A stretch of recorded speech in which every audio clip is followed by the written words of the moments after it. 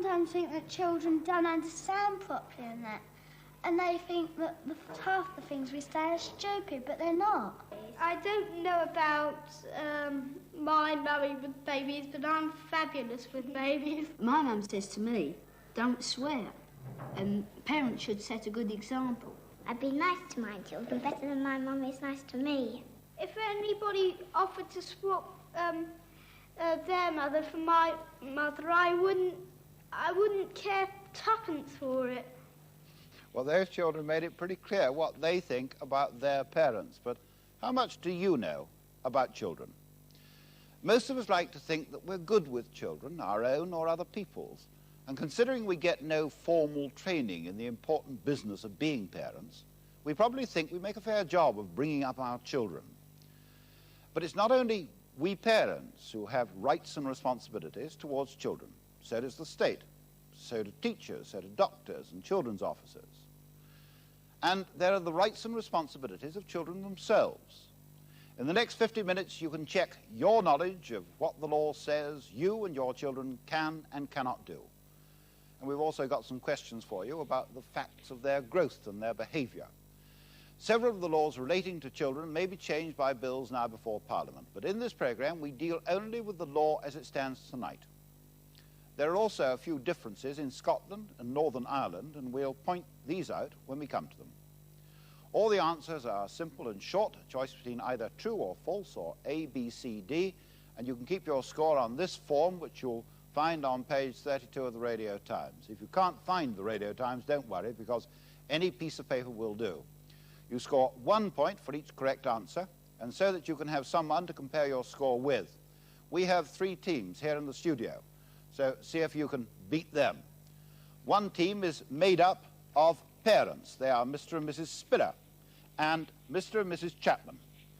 Opposite to them, there's a team of teenagers, their children. Let's see if they can do better than their parents. They're Jonathan and Geoffrey Spiller, who are 17, and obviously twins, and Deborah and Anna Chapman, who are 15, and they're twins. And in the centre, we have a team of 4 experts who are all professionally concerned with children. A paediatrician, or children's doctor, who for professional reasons must be anonymous, a headmistress, Miss Joan Gregory, a children's officer, Mr. Rhys Jones, and a child psychotherapist. Now, all 3 teams will be taking the test along with you, and to keep the score, to act as referee, Magnus Magnusson. Now, while you at home are answering the questions with pencil and paper, the studio competitors will each revolve a dial to select the answers they want. Now, the total team score for each section of questions will then be displayed on this panel. Now, I'll be collecting these scores and recording them on this scoreboard behind me. The current section is on the left and the running total on the right. I'll also give you the leading team's average score after each section so that you can make a direct comparison between the studio team score and your own score at home. Cliff? So to our first set of questions, which deals with babies and should be answered on this part of the form.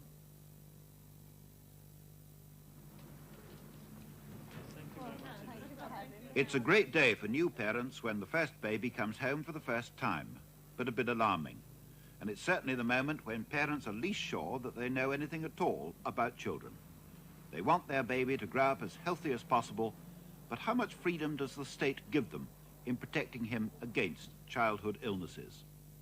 For question number 1, it is compulsory to have your child immunized against A, smallpox, B, diphtheria, C, polio, D, none. Which must your child be immunized against? Only one of these is the right answer to this question. You have 5 seconds to answer.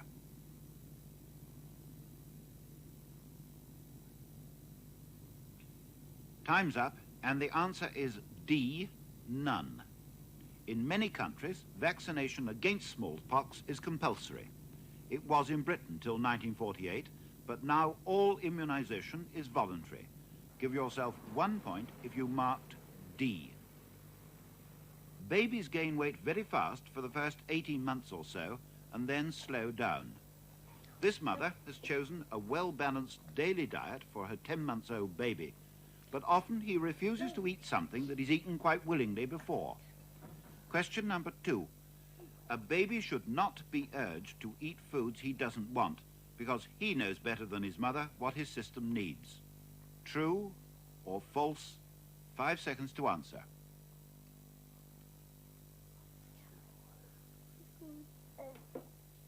Time's up, and the answer is true. Dietary experiments with groups of babies have been done in America, in which the babies were allowed to choose for themselves from a range of foods over a period of a week. Although they sometimes ate one kind of food only for a day or more, over several days they chose perfectly balanced diets to suit their individual needs. Your baby may look too young to know, but in fact he will instinctively choose the right diet for himself. 1 point if you said true. Happy birthday to you. Happy birthday, dear Simon. Our next question is about how tall a child will grow up to be. You may think the theory that a son is always taller than his mother is an old wives' tale, but it's not. Only 1 in 500 boys is shorter than his mother. But what about that other popular belief that when a child reaches 2, he is already half grown? Question number 3. On his 2nd birthday, a child is already half his adult height. True or false? 5 seconds to answer.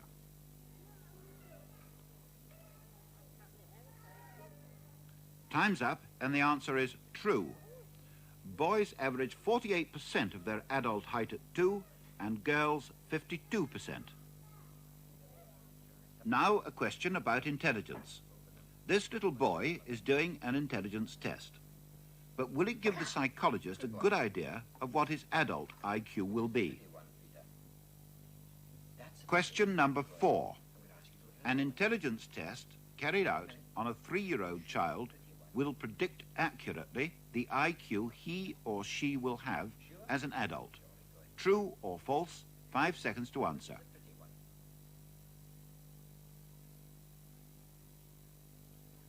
Time's up, and the psychologist gives the answer. The answer is false. No test carried out on a 3-year-old child will predict at all accurately what his adult IQ will be. Finally, a question about accidents to babies. Every year, more children die in accidents in their homes in Britain than on the roads. For children over 5, the biggest cause of death in accidents at home is burns and scalds. But by far the greater number who die are aged under 5. Do you know what the worst danger is for them? Question number 5. The most common fatal accident in the home for children under 5 is A, choking over food and drink, B, suffocation in bed, C, burns and scalds, D, poisoning. Which one of these is the most common fatal accident to small children? 5 seconds to answer.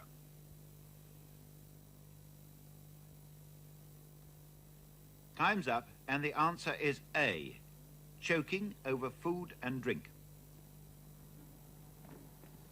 It's particularly dangerous to leave a baby alone on his back in his cot or pram to finish off his bottle. The Royal Society for the Prevention of Accidents figures show that this causes even more deaths by suffocation than the more widely publicized risk from plastic bags.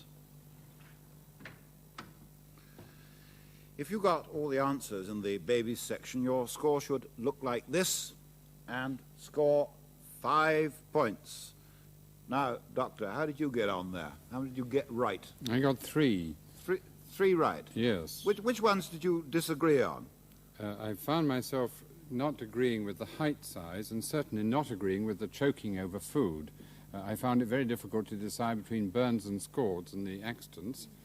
But I must admit I was delighted that the programme had put across about not forcing over food, and I agree so much about that one. I saw you nod and smile in the middle of that, which must have pleased you. Good. Well, let's see how much our studio teams knew about babies. Well, if each member scored full points, the team total would be 20.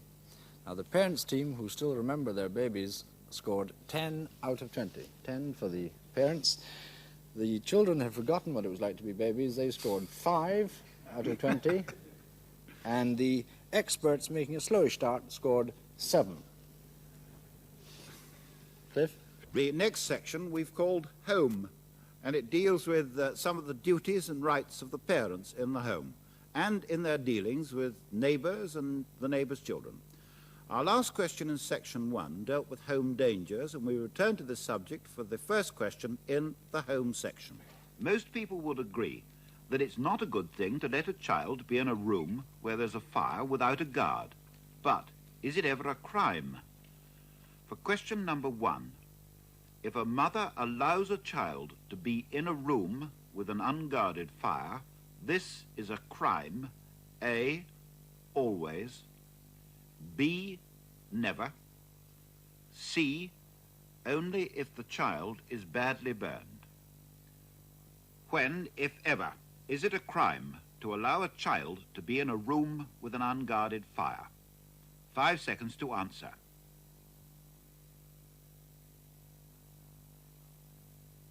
Time's up, and the answer is C, only if the child is badly burned or killed.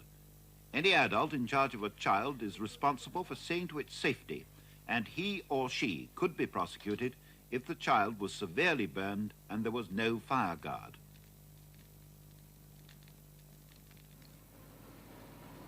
Our next question is about leaving children alone in a house.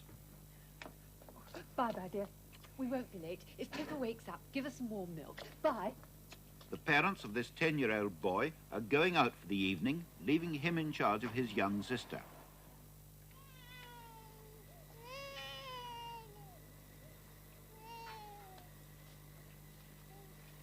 They don't think he'll come to any harm, but suppose there was an accident.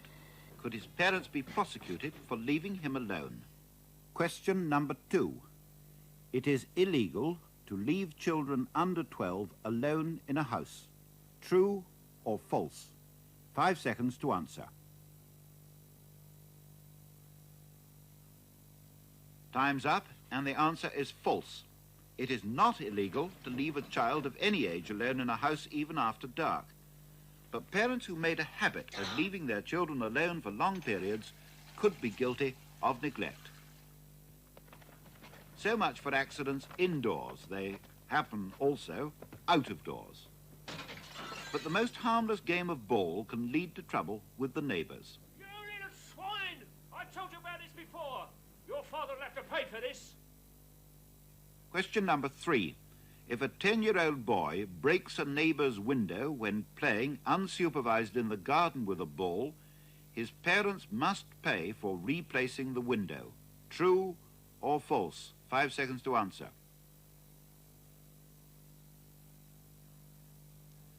Time's up, and the answer is false. The parent is responsible only if he or she has been careless in allowing the child to do something which is dangerous. The last question in this section is about child minding. Thousands of mothers have their children minded while they go out to work, and local authorities now have considerable powers to regulate the conditions in which babies are minded. But is anyone who looks after other people's children automatically a baby minder? Question number 4. If a woman minds a neighbour's child for payment for half a day, she must register as an official child minder. True or false? 5 seconds to answer. Time's up, and the answer is true. You must register if you mind any child, even just one child, unrelated to you for 2 hours or more for payment. Of course, this doesn't apply to babysitting in the child's own home. Well, that completes the second section about the home. How did you get on? 4 points if you got all 4 right, and your form should really look like this. Mr. Chapman, does your form look like that at all? No, nothing. Nothing like that? No. Which one did you get right? The window breaking one? Yes. whether they should break the window or not. You were very safe indeed, though, weren't you, with the first two? Yes, I got those right. You played on the safe side there and got the fire and said the fire guard always, and Yes. never leave them alone. So at least you were wrong for the right reasons. Well, let's see how all our studio teams got on. Magnus? The curious thing was that not a single member of the studio teams got the first question right, the law regarding fire guards. Now, in this round, the parents scored 5. 5 to the parents gives them a running total of 15. The teenagers, the children, also scored 5, and that gives them a running total of 10. The experts scored 7. 7 out of 16 gives them a running total of 14. So after the first 2 rounds, the parents are just in the lead over the experts, which is as it should be, and they have an individual average of 4 out of a possible maximum of 9. How do you compare at home? Cliff? Our next section is about school. There are 4 questions in this section, and you answer them on this part of the form. Quiet, please. Guy, Landy, give these out, please. In Britain, every child normally starts school the term after his 5th birthday. There is, in fact, only one subject which must be included in the syllabus of every school throughout Britain, public or private. Do you know what it is? Question number 1. Which one of the following subjects is every school obliged to teach? A, physical education, B, English language, C, religious instruction, D, mathematics. Which one are schools obliged to teach? 5 seconds to answer.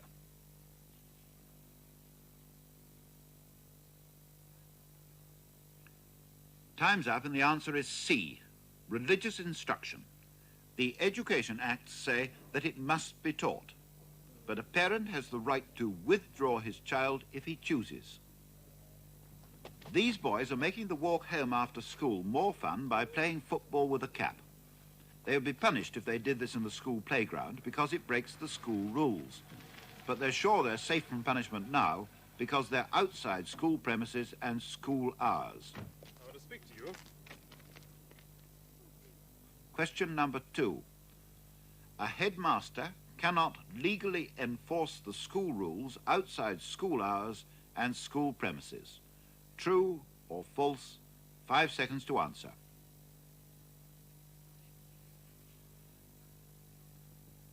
Time's up, and the answer is false. He can. All headmasters and headmistresses have some rights outside the school and can, for instance, put Joe's Cafe out of bounds for their pupils. Britain is one of the very few countries in Western Europe where corporal punishment is still used in schools, including schools for girls and for handicapped children. Jones, come in. Stay there, boy. If you disapprove of physical punishment, have you the legal right to refuse to allow your child to be beaten at school? Hold your hand up. Question number 3. A parent can refuse to allow his child to be caned at a state school. True or false? 5 seconds to answer.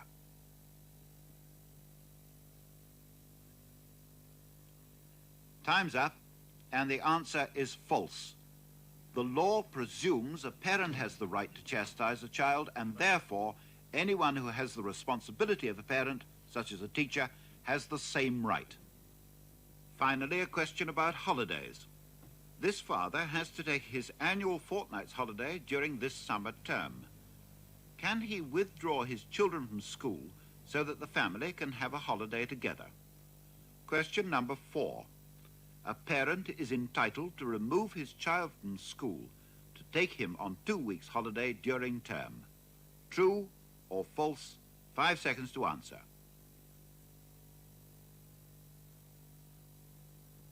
Time's up, and the answer is true if you live in England or Wales, false if you live in Scotland or Northern Ireland.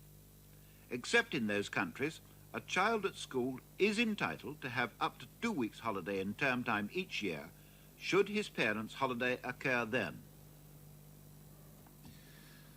But of course, the parents should tell the school in advance when they want him or her to be away. Well, that completes our section about school. If you at home got all 4 answers right, your score will look like this. Though, of course, if you live in Scotland or Northern Ireland and you put down false as your answer to question 4, not about holidays, you can give yourself 1 mark. Miss Gregory, we failed on 1, didn't we? Yes, sir, we did, yes. Which one was that? This was the second one, to do with the enforcement of school rules outside the school premises, as I recollect. Is this something you don't do? I don't do, no. There are certain things I should disapprove of, but I certainly shouldn't enforce rules in the sense that I would punish if they were broken. Did you know that you were allowed to enforce school rules outside of the school? Not in the sense of enforcement, no. Not in the sense of enforcement? No. Oh, well, at least you've learned one thing. Watch out on Monday. Start on Monday. Don't think the school will thank us for that, do you? Well, let's see how the rest of the team's got on, Magnus. I reckon they've had a lot softer in England than they have in Scotland. Incidentally, lots of people really should have done well on this section, theoretically, because over 1/5 of the world's population is actively involved in education, either in teaching or in being taught. Now, in this section, the parents scored 9 out of 16, and that gives them a running total of 24. The children scored 7. 7 to the children gives them a running total of 17. The experts, they scored 8. 8 for the experts gives them a running total of 22. So at the end of the third round, the parents are in the lead with 24 out of a maximum 52, and our leading average in the studio here is 8 out of a maximum of 13. Cliff? Our next section to be answered on this part of the form is about laws governing work done by children. For most parents, the moment comes at last when the children start work. Your 15-year-old daughter leaves school and wants to be a hairdresser. Without consulting you, she signs a contract as a junior trainee for 3 years with the proprietor of a local salon. But you want her to take a better paid job at the local factory. As you did not sign her contract, is it legally binding? Question number 1. A child of 15 can enter into a legally binding contract of employment to learn a trade. True or false? 5 seconds to answer. Time's up, and the answer is true, provided the contract is in general for the child's benefit. In the summer holidays, your 13-year-old son gets a job on a farm. Much to his delight, he spends his days in the fields driving a tractor. You think this is not only dangerous at his age, but also illegal. But is it? Question number 2. A boy is allowed to drive a tractor on a farmer's land from the age of A, 13, B, 16, C, 18. 5 seconds to answer. Time's up, and the answer is A, 13. A child may legally drive a tractor on a farm at 13. To drive it on a public road, he must be 16. Your 12-year-old son wants to supplement his pocket money by earning a few shillings doing useful jobs. But is it legal? For question number 3, which one of the following jobs is it legal for a 12-year-old to do for money? A, a paper round. B, sweep a neighbour's shop. C, clean his father's chicken house. D, sell at a market stall. 5 seconds to answer.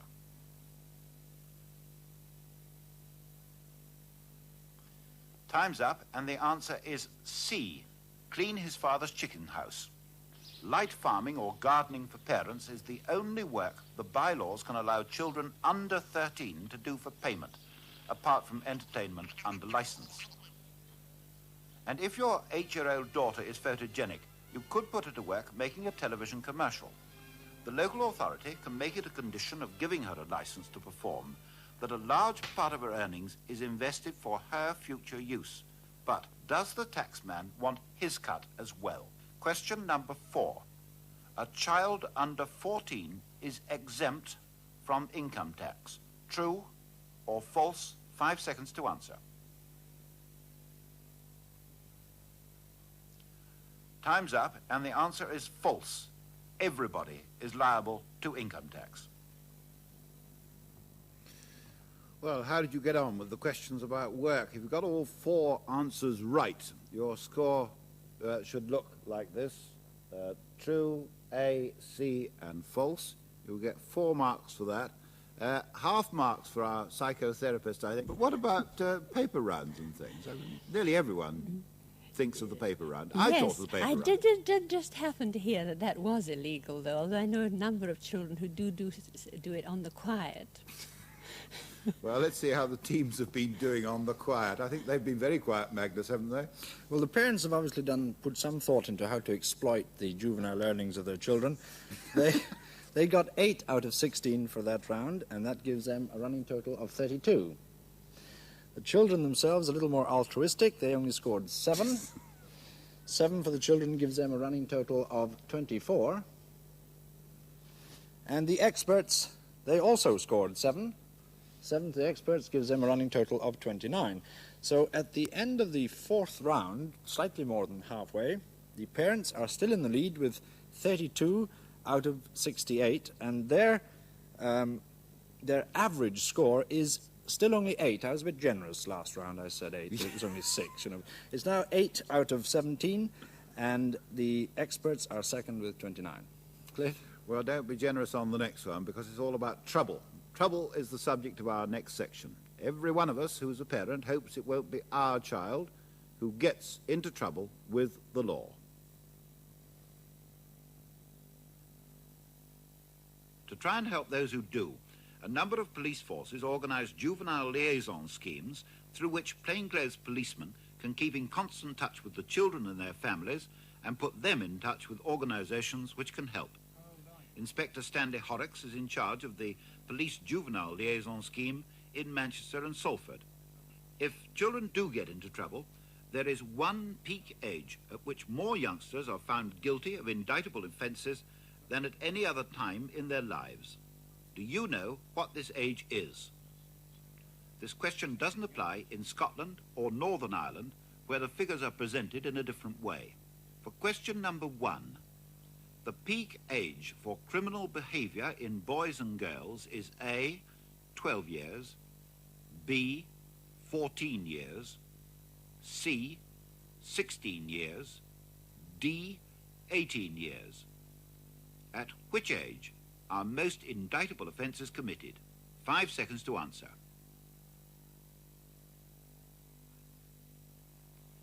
Time's up, and Inspector Horrocks gives the answer.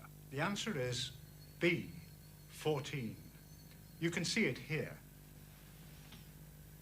It's the same for girls as it is for boys. These are the latest figures for England and Wales, but I have noticed recently that the younger ones are catching up, and in fact the 11s and 12s are almost as numerous as the 14-year-olds. Most of these children's offences involve theft. A fairly common form of theft among children is shoplifting. As a schoolgirl, this woman shoplifted. When I was about 12, a friend and I went into Woolworths, and we thought, more or less as a dare, to take some things from the counter. So we took them and quickly ran out. And when we got home, I felt terribly guilty, and my conscience was playing up all the time. And I wanted to take them back. But I thought if I took them back, I might get prosecuted. And there seemed no point in getting into trouble when they didn't see us take the things. Well, could she have been prosecuted even if she had returned the goods? For question number 2, a 12-year-old girl could be prosecuted for shoplifting even if the goods had been returned. True or false? 5 seconds in which to answer.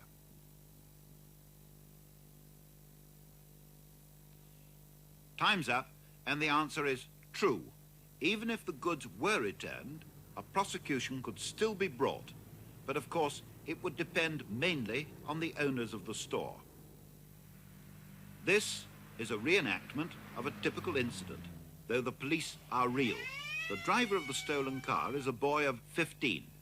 His parents spend their evenings in the pub while he roams the streets getting into trouble. This time, besides taking a car and driving it underage, without a license or insurance and above the speed limit, he's damaged it when he grazed another vehicle. His parents have washed their hands of him. Now they'll hope a court will teach him the lesson he needs. But could the court decide they need a lesson too in being good parents? For question number 3, a court can make the parent of a child who's been found guilty of a criminal offence pay the fine. True or false? 5 seconds to answer.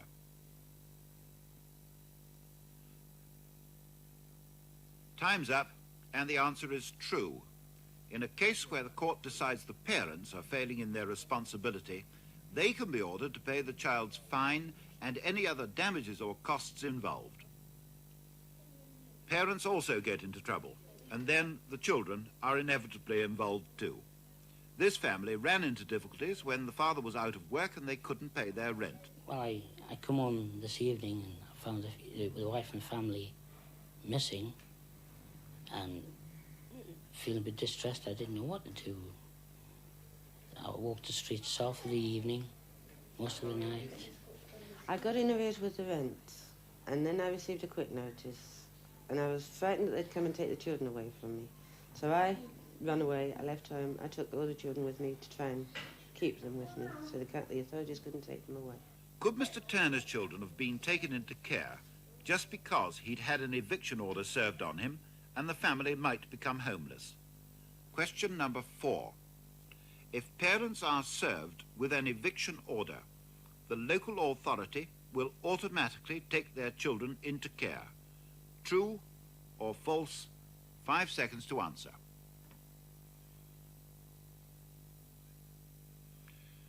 Time's up, and the answer is false. In such a case, the children will be taken into care only if the family actually became homeless. The childcare were very good. They got onto the council, they got the keys handed back to us, they got the home turned over to us again, and they done everything in their power to keep my husband and myself together and to start up family life again. Our last question in this section about trouble concerns visiting children in hospital. Mrs. Street's little girl had to go into hospital last year for the first time for some tests. Mrs. Street was given a leaflet by the hospital saying there was unrestricted visiting until 6 p.m. of children's wards. But it didn't work out quite like that. We went round to the hospital in the morning and we were asked what we were doing there, and we were asked to leave because the visiting was 2 till 3 in the afternoon. Well, we came back in the afternoon at 2 o'clock and we stayed till 3 when the sister came to us and said, would you please leave, it's 3 o'clock. And although we wanted to stay, she practically marched us out of the ward. Mrs. Street didn't want to leave her child, but she didn't know what else she could do. Was she bound to obey the ward sister? Question number 5. A ward sister has the final say regarding the visiting hours for children in her care. True or false? 5 seconds to answer.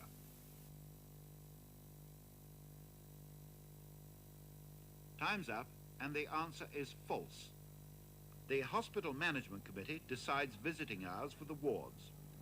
Well, they may issue a leaflet saying visiting is at the ward sister's discretion, but if they don't, the consultant in charge of the case may restrict visiting for a child on medical grounds. So if the ward sister insisted on Mrs. Street's leaving, she could have asked either the hospital secretary or the matron of the hospital whether there was any medical reason she could not stay with her child. Well, that completes our section about trouble. It's 5 points if your scorecard looks like this. And that's Mr. Rhys-Jones, our children's officer, 100% there. Are you somewhat relieved, perhaps? I'm a very relieved man indeed. Did you find that very difficult, though? Not really, as opposed to other sections. Good. Inspector Horrocks was making the point where we were talking about the age of indictable offences, where most of them occur, that he said he's been noticing recently that the younger ones are catching up, that the 11 and 12-year-olds are catching up. Have you noticed more 11 and 12-year-olds? I think this is so. With adjustment to secondary education and earlier maturing, this is the direction in which things are going. Well, you've clearly done very well indeed on this round. Congratulations for your 100%, full marks on that, but let's see how the rest of the teams have done on it. Magnus? Well, before I give you the scores, apropos of this question of prosecuting the 12-year-old girl in question 2, the Children's and Young Persons Bill is now before Parliament, and if it goes through in its present form, it will in fact raise the age of criminal responsibility to 14. At present, it's 10 in England and 8 in Scotland. Now, in this section, the parents obviously have never had children in trouble. They only scored 9 out of 20, and that gives them a running total of 41. Now, the children were going like a bomb until the question of the visiting hours at maternity hospitals. And they scored 13 in that round. 13 out of 20 gives them a running total of 37.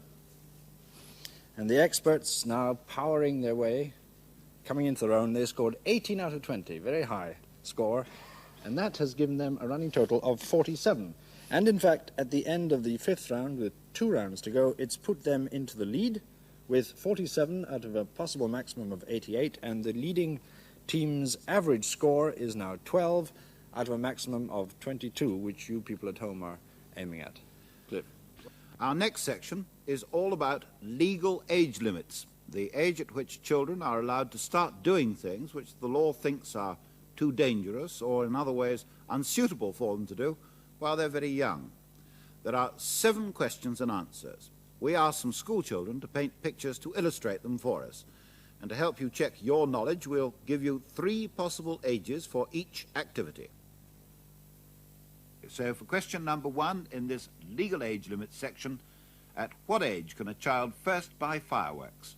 Is it A, 8 years, B, 10 years, C, 13 years? 5 seconds to answer. Time's up and the answer is C, 13 years. Question number 2. At which age can a child first sit in a bar in a pub? Is it A, 14 years, B, 15 years, C, 18 years? 5 seconds to answer. Time's up and the answer is A, 14 years. Question number 3. At what age can a child buy a dog in a pet shop? Is it A, 8 years, B, 12 years, C, 16 years? 5 seconds to answer. Time's up and the answer is B, 12 years. A shopkeeper can be prosecuted for selling any pet to a child under 12. Question number 4. How old must a person be before he can place a bet with a bookmaker? Is it A, 16 years, B, 18 years, C, 21 years? 5 seconds to answer. Time's up and the answer is B, 18 years. Question number 5. At what age can a child be hypnotized in public? Is it A, at any age, B, 18 years, C, 21 years? 5 seconds to answer.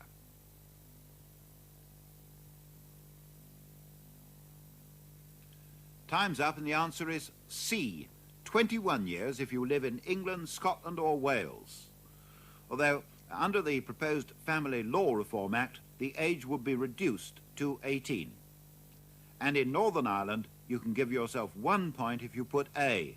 There, you can be hypnotized in public at any age. Question number 6. At what age can you first drive a motor scooter? Is it A, 15 years, B, 16 years, C, 17 years? 5 seconds to answer. Time's up, and the answer is B, at 16 years. Question number 7. At what age can you pilot a glider solo? Is it A, 16 years, B, 18 years, C, 21 years? 5 seconds to answer. Time's up, and the answer is A, 16 years. Well, that completes our section about legal age limits, and you could have 7 points on your scorecard if you got everything right, but I wonder if anyone could possibly have done that. The children, incidentally, I may say, got 100% first bang off on at what age they could buy fireworks. They got it all right, and no one is in the least surprised over there. But let's see how the teams did. Magnus? Well, the parents did pretty well there. Out of possible 28, they scored 20 points. And that gives them a running total of 61, my goodness, 61 for the parents. The children were doing extremely well as well, especially in the early rounds. They scored 19. 19 gives them a running total of 56. And the experts, well, they probably don't concern themselves so much with this field. They scored 11. 11 to the experts gives them a running total of 58. So the lead has changed hands once again. With 1 round to go, the parents are back in the lead with 61, experts just behind with 58, and the children coming into their own, coming up fast with 56. The individual average, I make about 14, Cliff. Cliff. Last section and all to play for, as they say, is about teenagers. 4 questions. The first one is about lending money.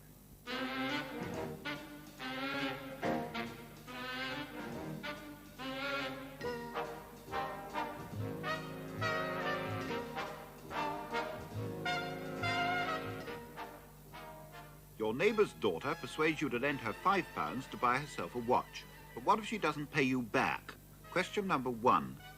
You can recover £5 you have lent to a 16-year-old girl from A, the girl, B, her parents, C, neither. From whom can you recover your £5? 5 seconds to answer. Time's up. And the answer is C, neither. You cannot recover a loan from a person under 21, nor from their parents. Marriage may well come up at this age. In Scotland, you are free to marry at 16, but in the rest of Britain, anyone under the legal age of majority who wants to marry must have the consent of a parent, or, if that's refused, he or she can go to the courts.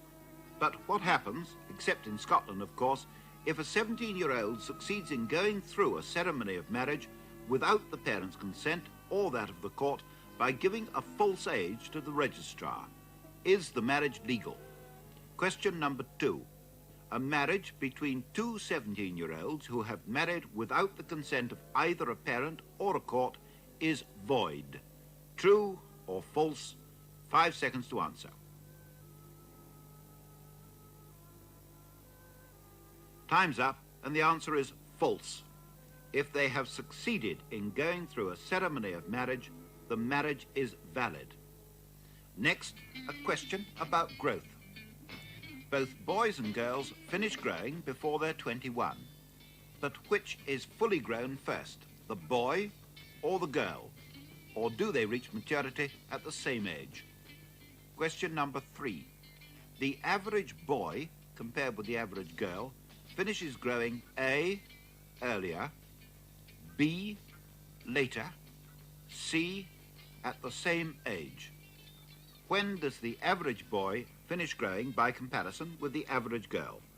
5 seconds to answer. Time's up, and the answer is B, later. The boy completes his growth at 17 and a half, the girl at 16. But both can vary by up to 2 years on each side of the average. Finally, a question about the age of majority. Do you know why, in the eyes of the law, as well as of society, 21 was fixed as the age when you come of age and get the key of the door? Question number 4. 21 was fixed as the age of majority because A, it is the end of the 3rd 7-year human cycle.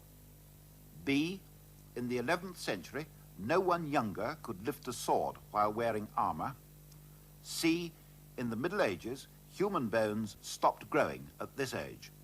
Which was the reason for 21 being fixed as the age of majority? A, B, or C? 5 seconds to answer.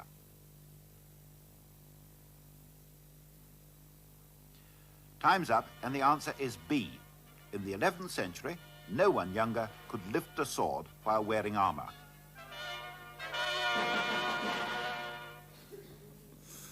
Well, this is what the correct scorecard looks like if you've got all 4 answers right.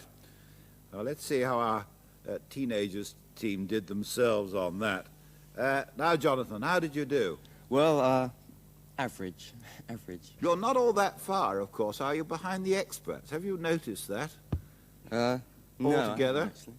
Does that surprise you, that perhaps you know almost as much about children as they do? Well, we are children, aren't we? They've had a long time to forget, I suppose. You think perhaps they have forgotten, do you? Well, there's a chance. Well, meanwhile, they've all been totting up to see what the final score is. Let's see how you've done. Magnus, how have they finished up? Well, it's all very exciting, very close. The parents in that final round scored 12 points, which gives them a final total of 73. 73 out of a maximum possible of 132. The children faltered a bit just at the end there. They scored 9 out of the 20, out of the 16. That brings their final total to 65. 65 for the children. And the experts, with everything to win or lose, scored 8. 8 for the experts gives them a final total of 66. So it's a win for the parents, which is nice, who ought to be more expert in children. Now, the highest marks that anybody could get in this was 33. The average of the parents, now I'm not going to make a snap judgment here, the average was 18.25. So if you scored more than 18.25 at home, you've beaten the studio teams.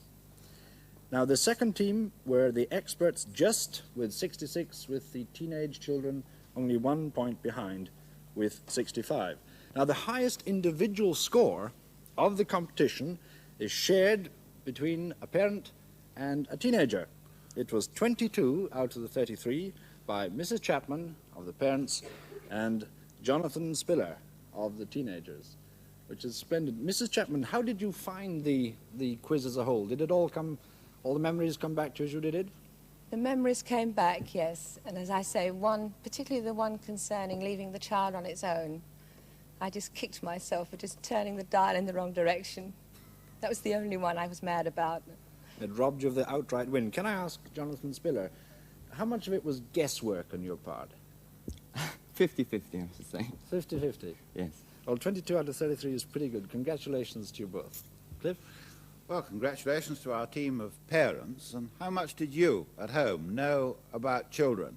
Clearly, one of our young teenagers guessed as much as he knew and did very well. Well, if you answered all the questions, you may still not be perfect parents, but you're certainly knowledgeable. Good night.